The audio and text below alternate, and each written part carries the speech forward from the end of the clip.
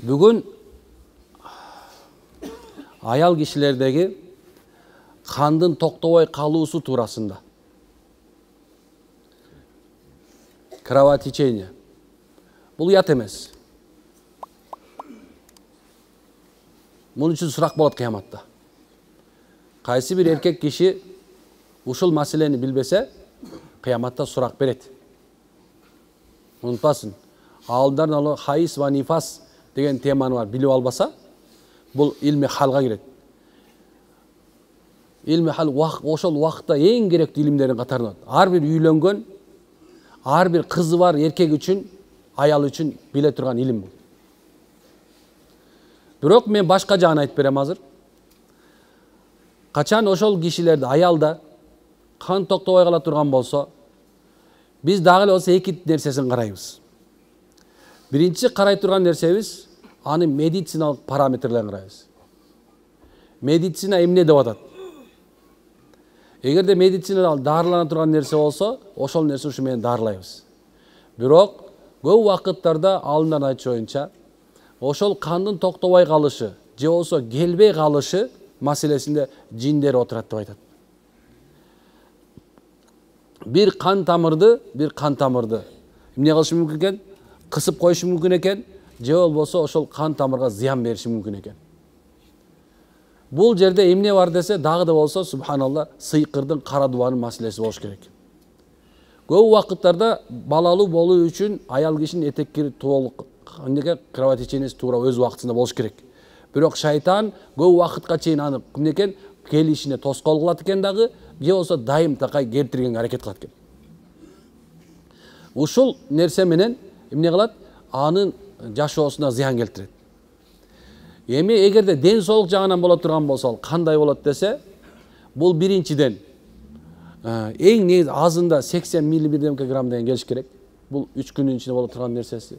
3 эмнеге шариятыбызда эмнекен эң азында 3 күндөн эң көбүндө 10 күнгө чейин болот. Андан кийин хун истихаза оору кан болуп эсептелет. Бирок шайтан эмнекен жиндер аны башка өңүткө алып келет. Дайым такай келе турган. Бирок ошол аял кишиге катуу оорчулук келе турган, же гемоглобини, жанакындай нерселери, же кандагы нерсе түшүп кете турганчалыкка чейин апарбайт экен дагы, бирок дайым такай каны келе турган болуп калат. Ошол эле мезгилде аял кишинин башын оорутушу мүмкүн, жана памятин жоготконго аракет кылышат экен. Ошол менен субханалла, жана нерв жагынан жабыртканга аракет кылышат. Бул нерсе жөнүндө айта турган болсок, бул кадимкидей эле айыга турган эле оору. Бул жакта практикада бар.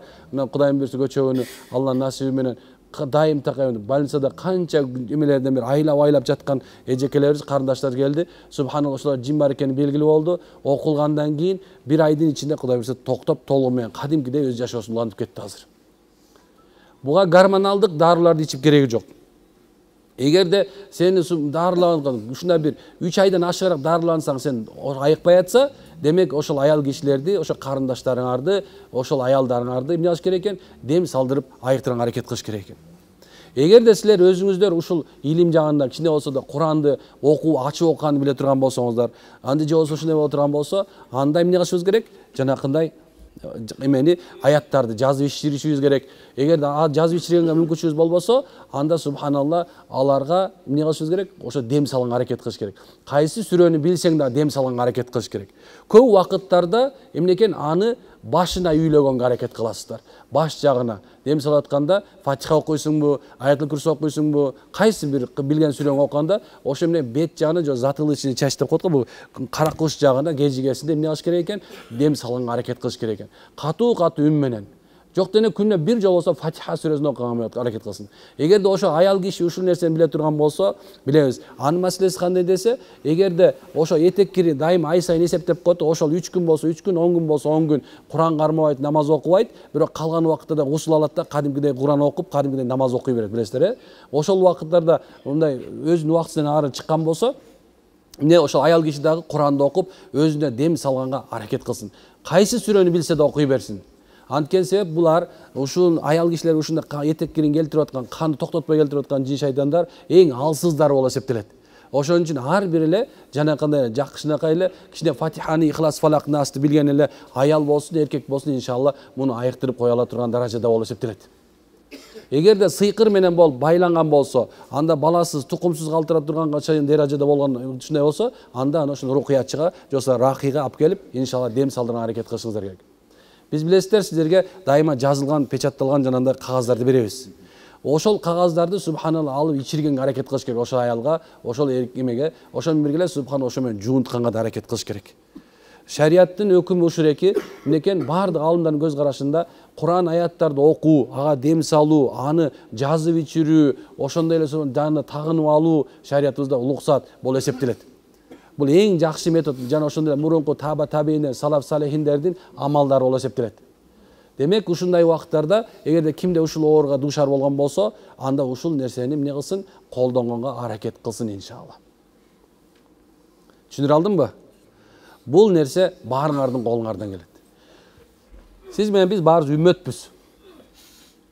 Пайгамбар саллаллаху алейхи вассалам баарыбызга ушул нерсени үйрөткөн. Болгон нерсеси жана башында айтканда кайдыгерлигибиз аттың. Кичине болсо да илимден ошо көңүл бурбастыгыбыздын бир кесепети ушул нерсеге алып келип койду бизди. Болбосо бардыгыбыз тең мусулманбыз, машалла. Бардыгыбыз кыла ала турган, бардыгыбыз оңдоп кыла турган иш эле бул. Ошон үчүн сиздерден сурап турган нерсе ыхлас коюп, кимдеги ушул нерсени кыла турган болсо, иншалла жанакындай болуп калса, Кудайым буйрса ошонун шифасы тиет. Ыхлас деген нерсеге көңүл буруш керек. Анткени Кудай таалам көрүп турат. Кудайым каалаган үчүн болот. Менин каалаган нерсем үчүн болбойт деген ниетте дем салып, ошо айыртырса болот деген сөздү айттым эле. Аракет кылабызбы? Колдон эсе түшүндүрдүк, машалла. Аллах разы болсун, машалла.